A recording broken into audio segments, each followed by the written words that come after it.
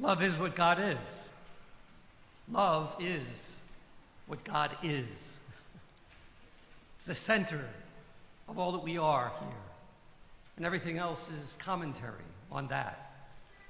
In today's second reading, we hear Paul's letter to the Corinthians, which perhaps in the Bible is one of the most compelling and beautiful and challenging and insightful words on love as God understands it.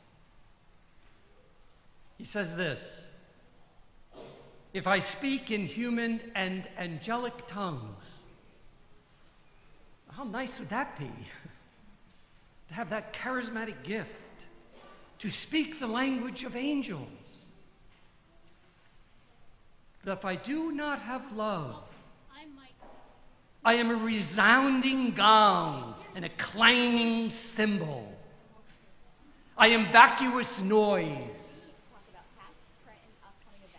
If I have the gift of prophecy and comprehend all mysteries and all knowledge, imagine that, all knowledge. We all seek knowledge and go to school. Imagine having all the knowledge and understanding all mystery.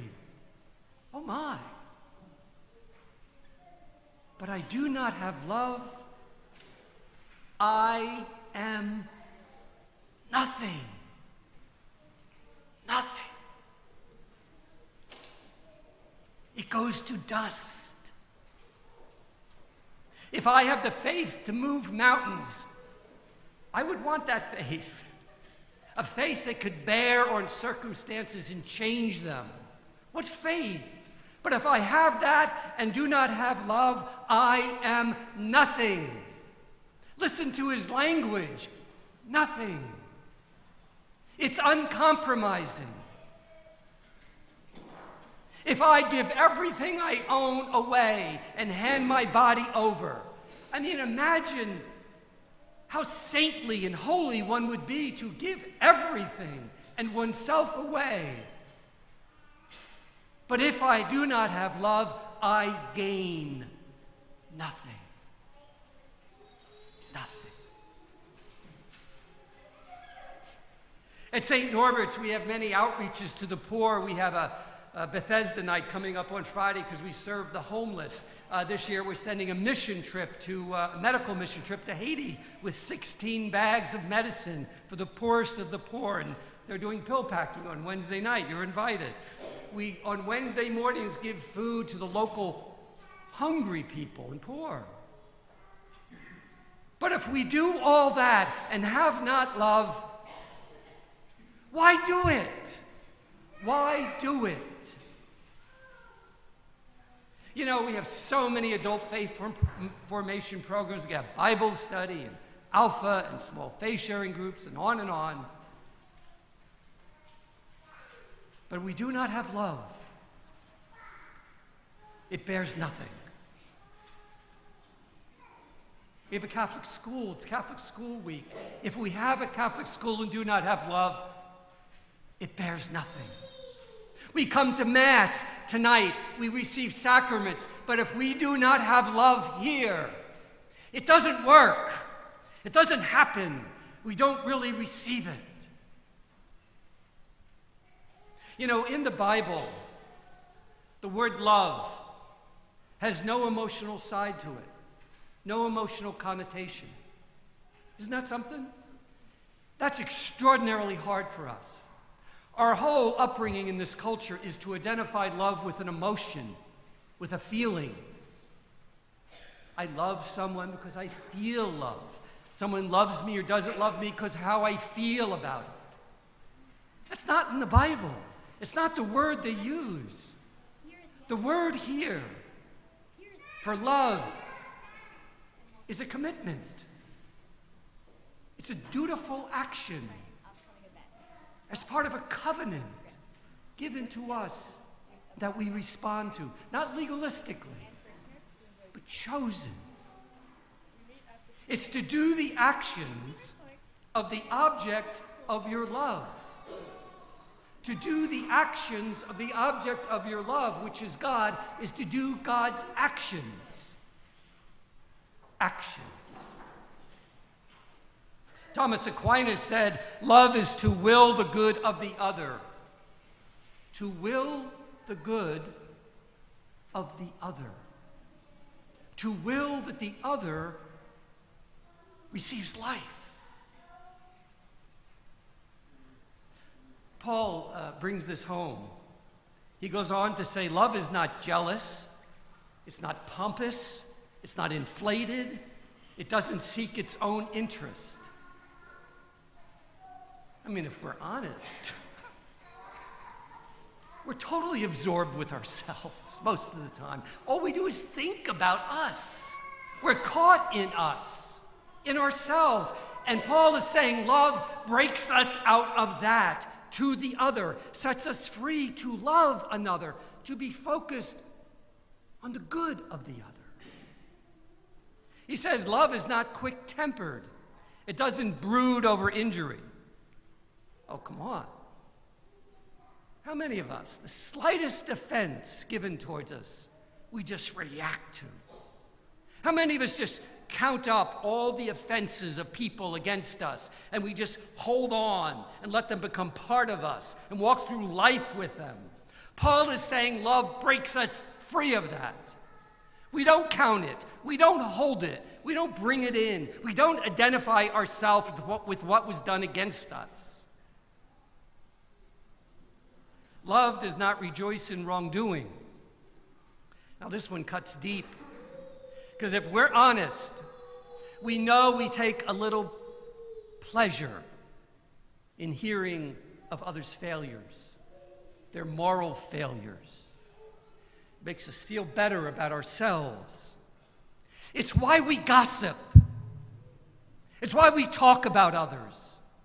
You can't go through a supermarket and not see a dozen magazines about people's failures, celebrities failing.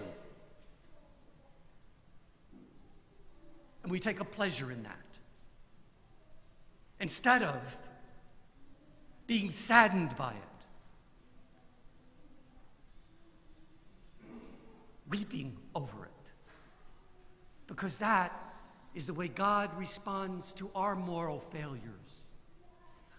He weeps, he's saddened, he longs to set us free. And if we loved like the object of our love, that's how we would love others who fail or broken. We would give that love, love that was given to us. He goes on to say, love bears all things, believes all things, hopes all things, and endures all things. This love does not give up. Why? Because God's love for us does not give up. He never stops loving you or me. And so when we're caught in that love, when we love that love, that's the love we give. Now, anyone here who's been married a short time, or been a parent, or a very good friend for a long time knows this.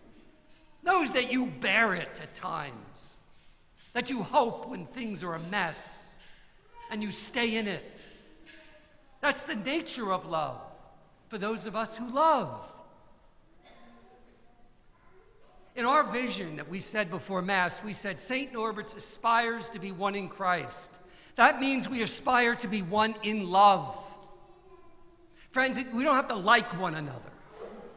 The commandment isn't like one another, it's love one another.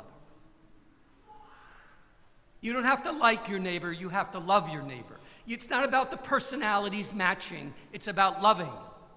And if there's one thing that must be the hallmark of this church, is that people would say, see how they love one another. If we are not about striving to love one another, we should pack our bags. For that is why we're here. That's the center of what we do and who we are. In our vision before Mass, we said we aspire to embrace Jesus present in the poor, the alienated, and the spiritually hungry. To be a welcoming community of people who are different, people who maybe we don't like, people who are a little hard to be around. When love is not based on a feeling, you can do that. You can embrace another. It's the very reason they killed Jesus and wanted to kill him in today's gospel, is they didn't want to do that. They didn't want to embrace the outsider. You see, the gospel starts out and they're all excited. They're amazed, his gracious words. And at the very end, they want to crush him to death. Why?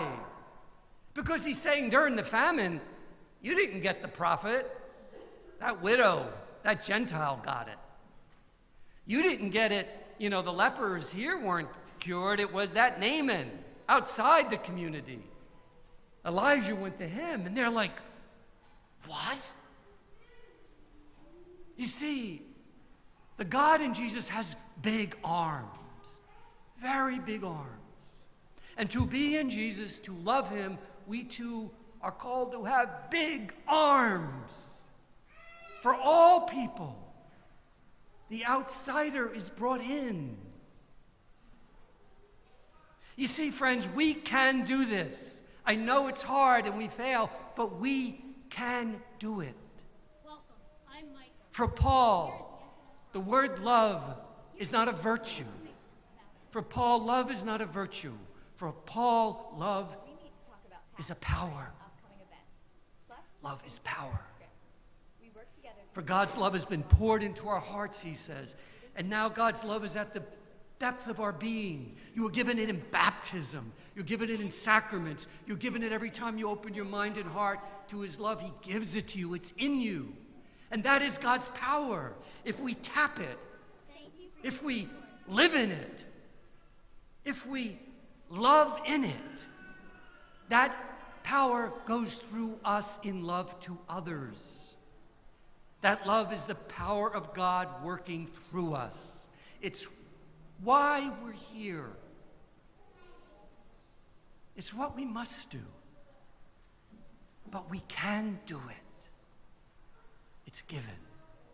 And now we just live in it and give it away.